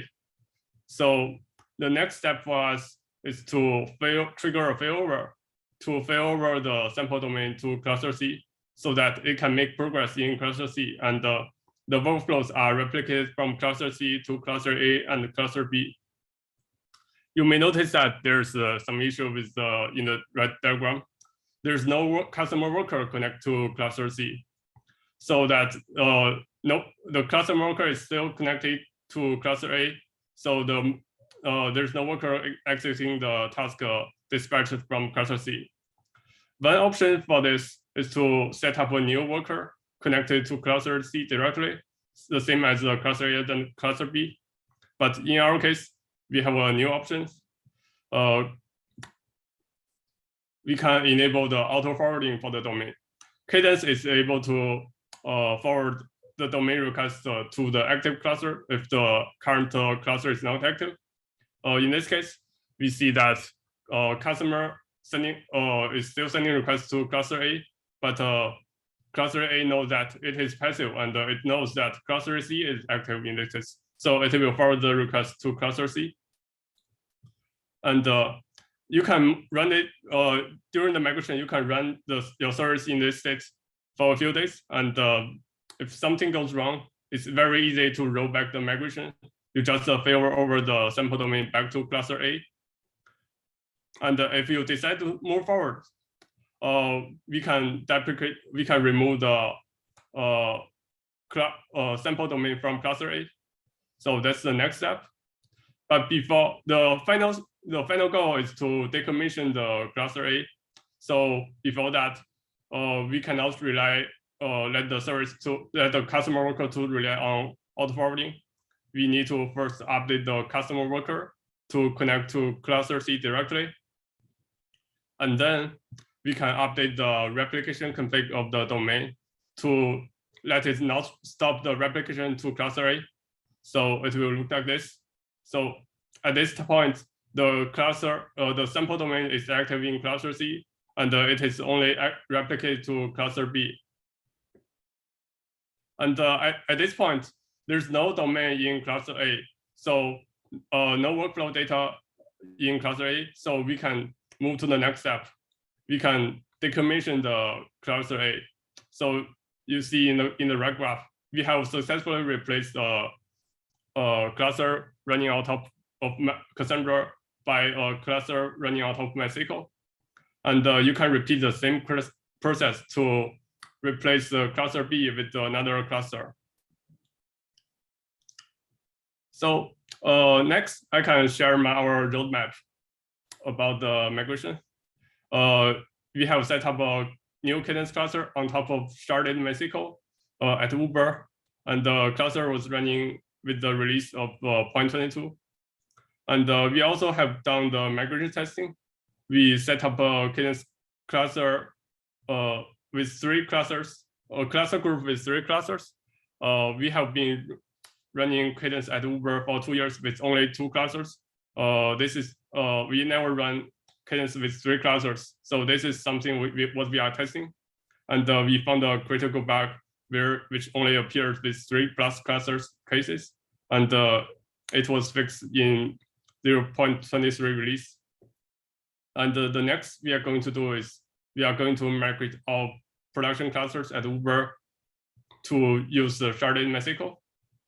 And after migration, we will still continue supporting and testing Cassandra and other NoSQL storage.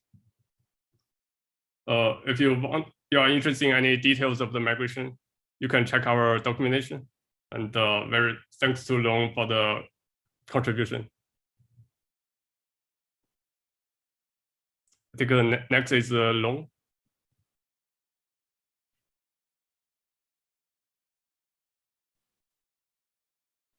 Go next. Is it Justin or me? Justin. Oh, sorry, Justin. Yeah, no Justin, problem. go first. Yeah. Okay, let me just share my screen. All right. So, can everyone see my screen? Okay. Welcome everyone to Building a Better Cadence UI. My name is Justin Muller. I'm a senior software engineer at Uber. Today I'll just be walking through some of the Cadence UI improvements that we've been doing over time, and we'll walk through each feature and what they mean and how you can take advantage of those features. So first up, we've got improvement to workflow search.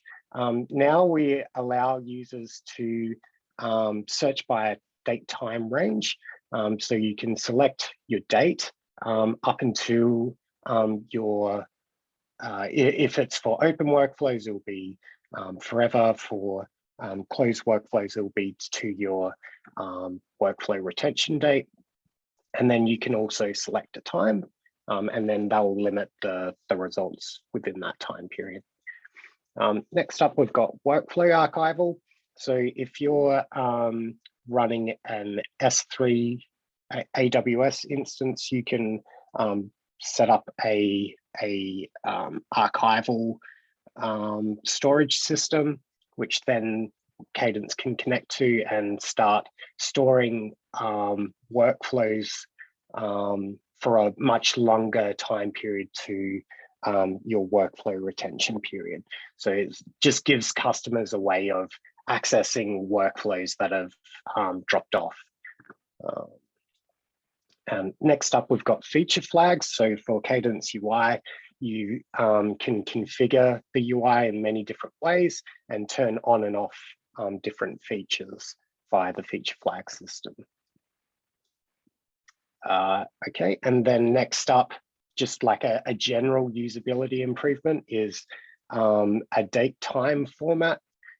In the general settings menu, you can then access the date time formatting and either do a 12 or 24-hour time format, or whether you want to display local time zone or UTC time zone.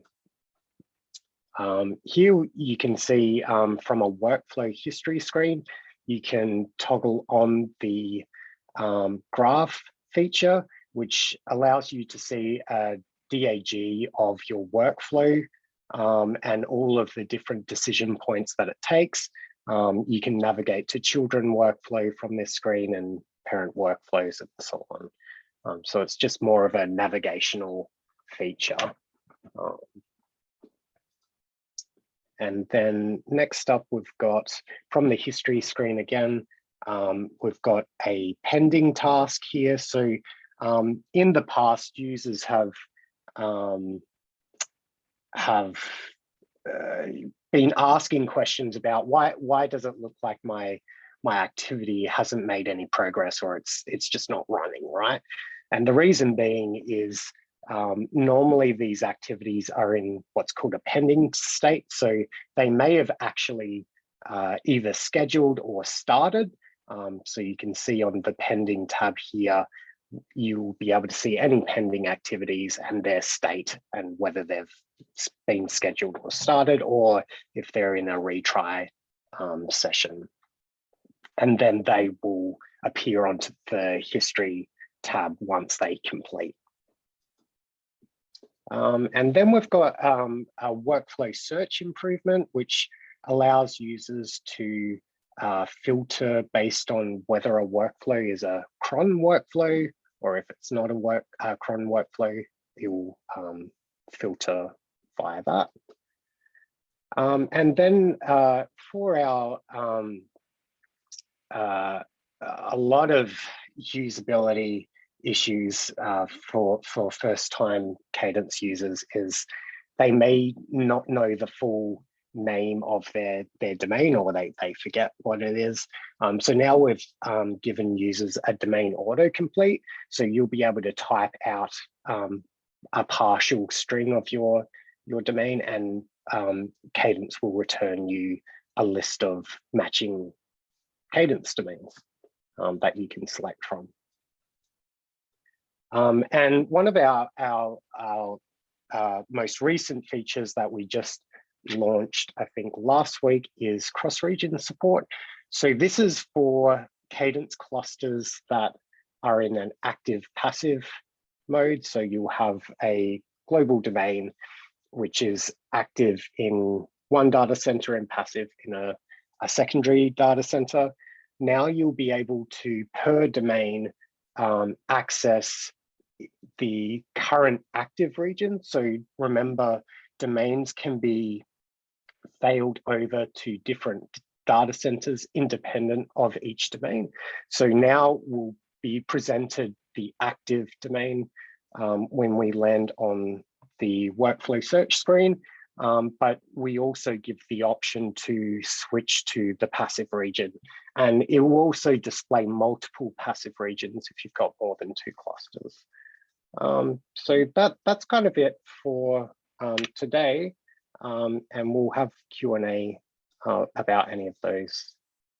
So over to Long.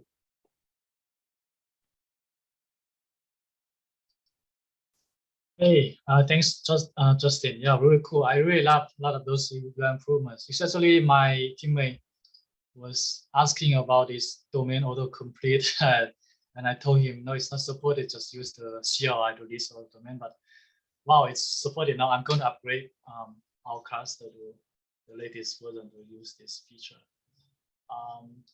Now I'm going to share something today. Is like is for this year some community improvement on this Cadence ecosystem or other projects. Yeah, I think you all can see my screen. So my name is Quan Zheng Wang. I'm a staff software engineer at indie.com. So I'm going to just go over some things that I have seen, including for myself, from other team members, other members in the community they have made. For example, we have operation runbook updated in the last year, and including a lot of detailed explanation about the configuration and how to set up dashboard and monitoring and the alert runbook. We now have developed query examples and working with the community member to support Prometheus. I think the Prometheus is almost done, and there are still some small changes we need to improve. And also documentation about how to scale up Cadence server and task lists, and also migration between different clusters, things like that. So actually, maybe I can share, keep my link to the chat.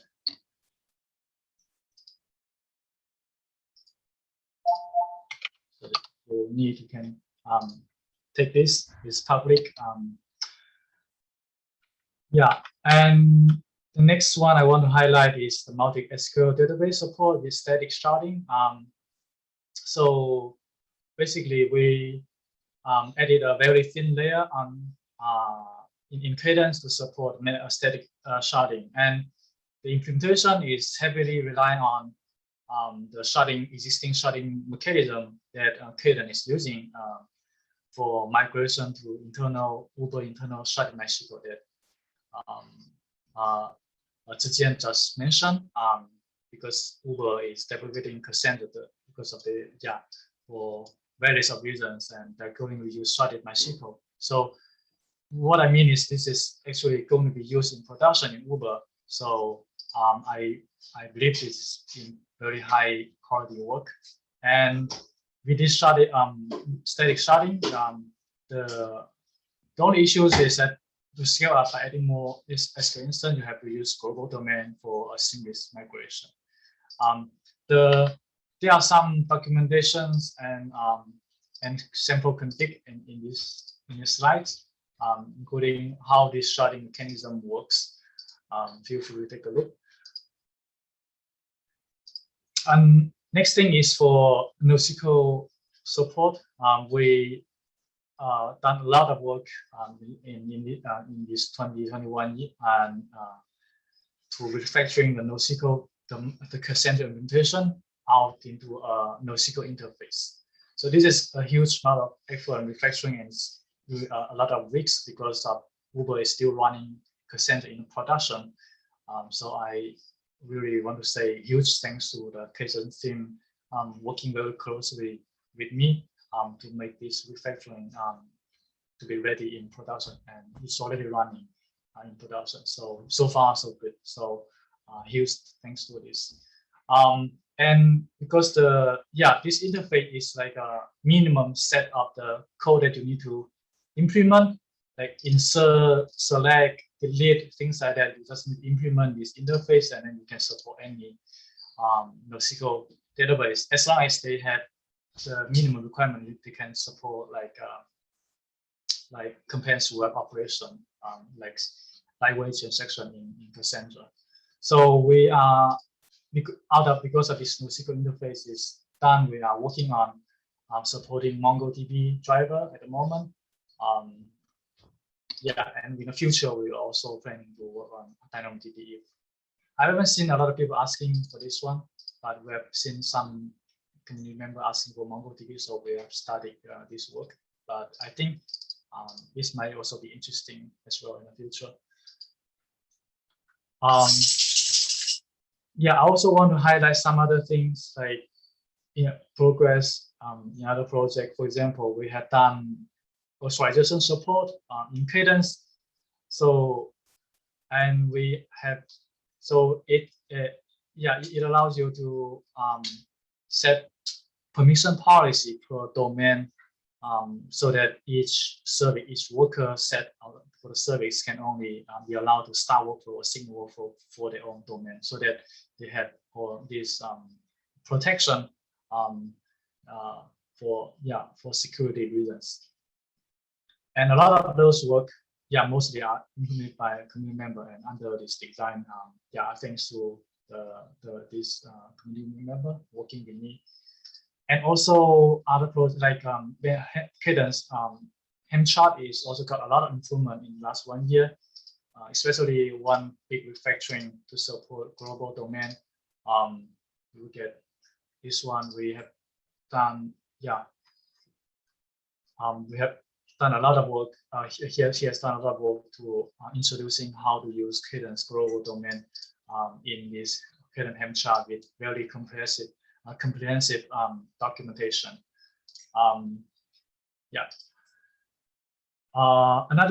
Next one is the configuration store. We all know, like in the public repo, dynamic config is mostly using file-based dynamic config. It's not that friendly or convenient to use because you have to make change to some configs. So there's an intern project in Uber, and there's implemented mostly done in a server project, but I think it's in experiment stage, and we are still working on making this production ready. So once this is done, it's much significantly improve the experience of making any change to a dynamic config. You just need to run a CLI command, and then you can update dynamic config. You might need to restart some servers as well. Depends on what config you are changing. Also, some other projects, Cadence notification. I think there are some other presenters mentioned before.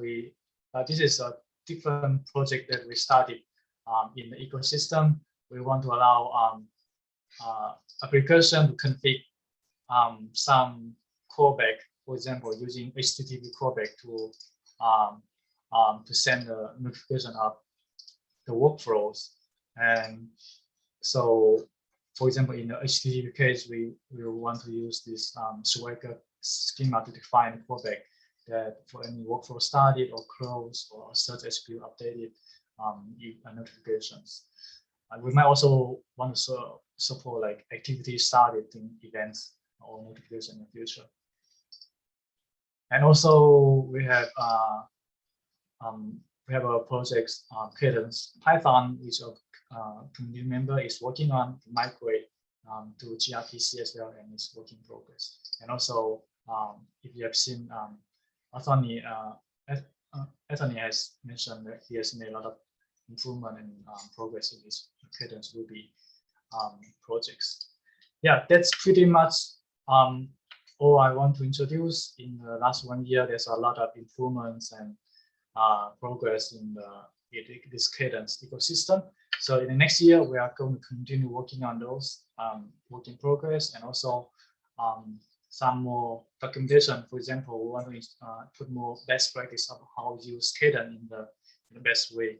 There are a lot of good design pattern or anti-patterns, and also some tips how to use Cadence, how to debug, things like that. We want to put more documentation in the Cadence workflow.io. So that's it. And welcome to join the community and work with me and work with the Cadence team, work with everyone to improving this project. I have a link to my GitHub or LinkedIn, and welcome to reach out to me with any questions. Right, that's it. Thanks all. So is there any next person for afternoon?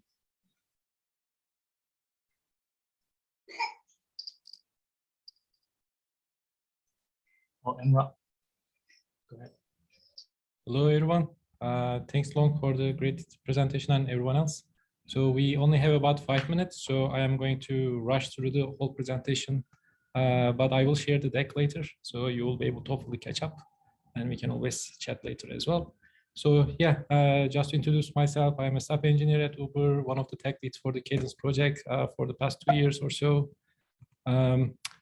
I'm going to talk about like what's coming in the near future into Cadence, but people often ask me how we prioritize stuff and how we pick where to focus on.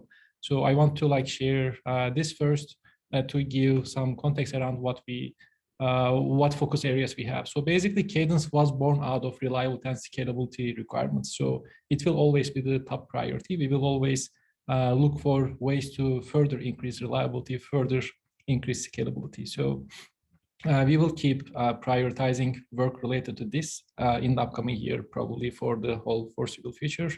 Backward compatibility is one of the #1 goals we have. Like only at Uber, we have more than 500 use cases roughly supported by Cadence that were accumulated over the course of past 5 years or so. We are not going to make any overnight breaking changes to basically disappoint them. And we also know that, as you have seen in the beginning of this meetup, that great companies like HashiCorp, Coinbase, and many others, and including Instaclustr, are also using Cadence and accumulating some business logic on top of Cadence. We will not be making breaking changes for Uber and for all other companies, for the entire community. Operability is going to be a focus area because we don't only care about the Cadence workflow developers, but we also care about the people like ourselves who are managing the Cadence clusters. And we want to make sure that upgrades, configuration, on-call rotations, and everything is pretty smooth. So we will focus on this a little bit more in the upcoming half or a year. And then the last thing that I want to point out is that with so many active Cadence users within Uber and in the open source community, we are exposed to a very wide range of use cases. Some very high requirements on consistency, others very focused on low latency. Some are bursty, some are very evenly distributed, like all sorts of things that you can think of. We come across them like every day, or sometimes every week. So we learn from them. We learn what the common patterns are, what the common pain points are, what are the things that are slowing people down. And we take these into account and come up with features that is going to work for everyone in the community. And we don't prioritize things specifically around Uber's use cases, basically. So one of those features that we are going to work on is workflow event notifications. At a very high level, basically, I'm not going to dive into details, unfortunately, for lack of time, but we see a common pattern where workflows make progress, and then they also come across some certain logical steps, and other workflows or other applications want to know when a certain logical step has been achieved by the workflow. And we are going to be building two different ways of listening to those events and power your other workflows or applications to know about the events that are happening inside your workflow in a very efficient way, preferably event-driven in the consistency-first approach, or like some streaming or duplex channel-based solution for the latency-sensitive application. So the other thing is, like, when you look at the Cadence cluster, capacity at the core is basically your CPU, your memory, your database resources, and like there is a finite amount of resources there. Sometimes if you are using a database technology like Cassandra, it may kick in like a lot of read repairs and other stuff that may basically eat up your resources. So your capacity can shrink even though you are not actively doing anything, or it may increase if Cassandra or whatever database cluster you have has been expanded. So what we noticed is that we using the hard rate limits or just limiting the number of routines, number of like threads, number of API calls that a given domain can do, it is not really easy to adjust to the dynamic needs of the environment. So we will be focusing on some adaptive concurrency management approach to make operation and configuration of Cadence clusters much more smoother and much easier to create SLAs for our customers who are developing Cadence workflows. And then we currently we are running in this like top left model where we manage the Cadence server side, and then our users they write the code and they also run their own fleet of workers. They monitor their own workers, they monitor their SLOs, they get alerted for whatever is happening in there. But after seeing that all these customers are doing it in slightly inconsistent ways compared to each other, and sometimes causing a little bit resource utilization issues, plus spending time to learn how to do these things in the right way, we started thinking that maybe we should explore having a managed set of workflow workers and activity workers, so that the developer only worries about writing the code and sharing the code with us somehow, and then we run it for them in a shared worker environment. So this is going to be an area where we might come up with some more solid solutions in the next year or so. The other thing is Cadence is an event-driven system. It generates a lot of events, but it is not outputting those events much other than storing them in your workflow history. So basically, the high-level idea here is that if you have a reliable event stream as an output of the server side, and then if we set contracts around the event schemas, we can enable a lot of different integrations that people are asking for. Like, for example, if you have a specific workflow type that is failing once in a while, you may want to receive a weekly email saying that, you know, this is the most frequent type of error that you are getting from this type of activity or workflow. Or you may want to get a PagerDuty alert if one of your workflow, a really critical one, just stops working. So I think we will be focusing on creating the platform so that our users can build all these integrations by themselves. In some cases, they may even just do it without any code if we have a reliable event stream. So we will be focusing some on our SDK refresh and UI improvements. As I said earlier, backwards compatibility is a big goal for us. This has a trade-off, which basically is creating some tech debt in our client. So what we will do is we will come up with a much cleaner, much nicer set of APIs so that at least our new users can start fresh with the new APIs. And then we will also have like a detailed guideline for existing users to slowly migrate to the newer SDK. But we will not require anyone to do a migration overnight, basically. And we know that documentation-wise, Cadence is not in a perfect spot. But what we are noticing is that our open source community is more and more interested in helping us so that they also benefit from it by themselves. So I think seeing people like Long, Coinbase people, HashiCorp people, like they're not only contributing to open source community with their custom implementations, but they are also like offering help to maybe write up one piece of the document or share their Grafana queries, for example, to monitor their clusters.